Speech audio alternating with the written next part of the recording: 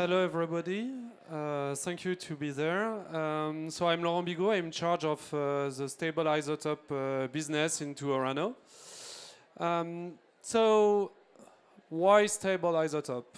So the question is, we have a couple of know-how and technology. So what Nicolas just explained before, we are a company based on the nuclear fuel cycle.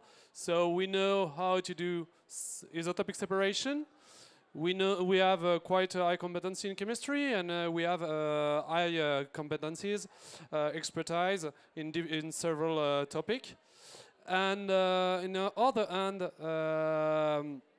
because of our purpose, we are thinking about the future, and so think like quantum technology, neutrino determination, or nuclear medicine need something we can do with all this competency, and it's called stable isotopes. For example, when you do a quantum computer, you need really, really pure material. Especially, you need even isotopic purity, because if you don't have that, you destroy in fact the quantum information. For nuclear medicine, a lot of medicine come from stable isotope. They go through a reactor, a cyclotron, and after they make the radio elements used in nuclear medicine. So the business model we deal with, here we are today, we are here. It's today market, today competency and technology. The first move we did with stable isotope is to switch to new market, fully new market. We quite know nothing about quantum or things like this, but we use exactly the same competencies. After, we will move through other step, and the other step will be to change the technology, but only a second time, because if we do something like this, it's too risky. And what said Nicolas before, we want at the beginning to decrease a lot the risk, because if we choose something like this, 100% you will lose. So that's the business model we are talking to.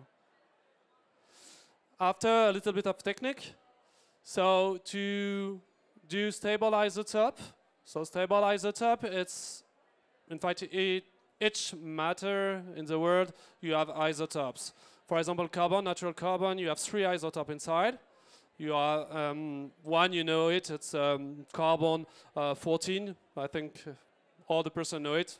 Well, it's the less important, but and after you have 2 other, carbon 12 and carbon 13, sorry, and you can separate. So to separate an isotopes, you need first to take the natural element to convert to an adequate compound. Then you can do the isotopic separation, and after you do the deconversion. For uranium, we have several plans to do that. We have Philip Cost, who transform uranium, so natural uranium, to the gaseous compound we need to do the enrichment. After we have George Best II, who enrich the gaseous compound for uranium. And after we have, for example, W plant, who do the deconversion of one part of the uranium. And all these competences are on one platform called Croissance platform. For stable isotopes, it's similar, exactly the same.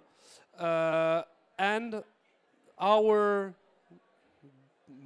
we said, business model is based on partnership. So we are doing the isotopic separation by our own, with our technology or with technology we develop, but the IP stay into Orano.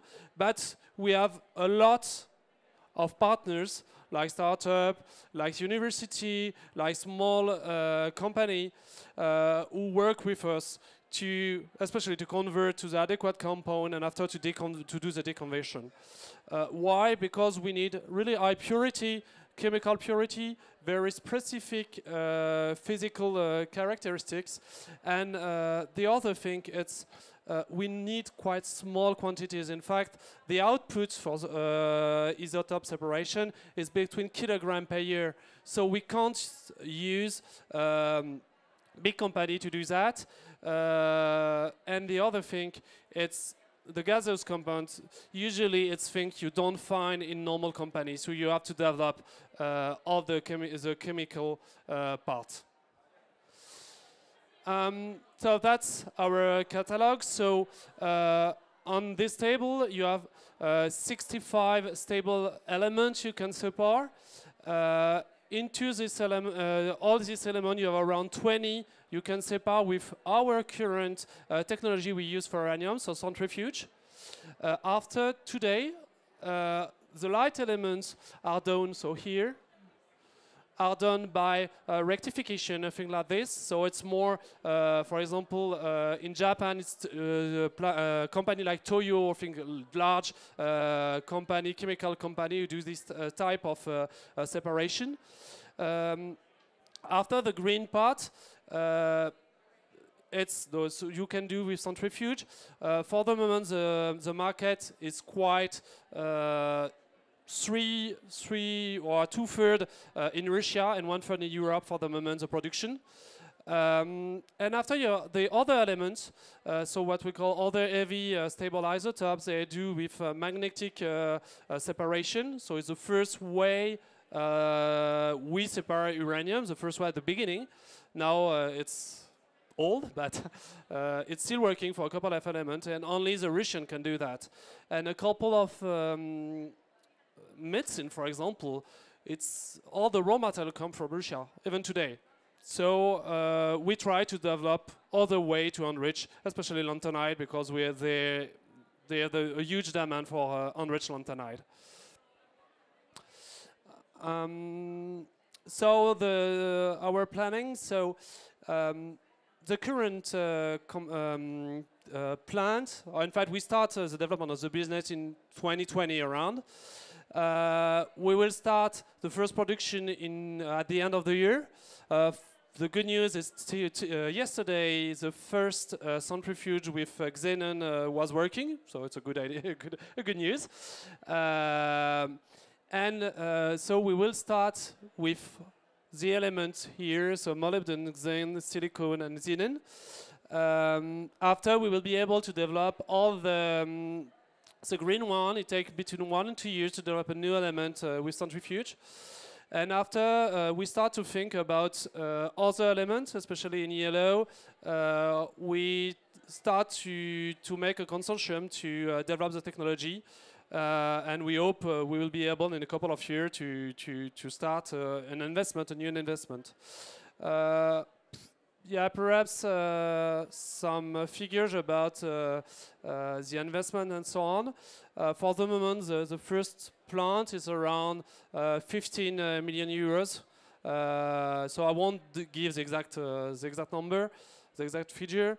And after, so the two gates we want to, after the production, the two other gates we want to have this year, it's to make new capacity for centrifuge. So we want to have this decision. I want to ask Orano to invest in new capacity this year, and to have the go to start the development of new technology. So here you can be our customer or partner in this development.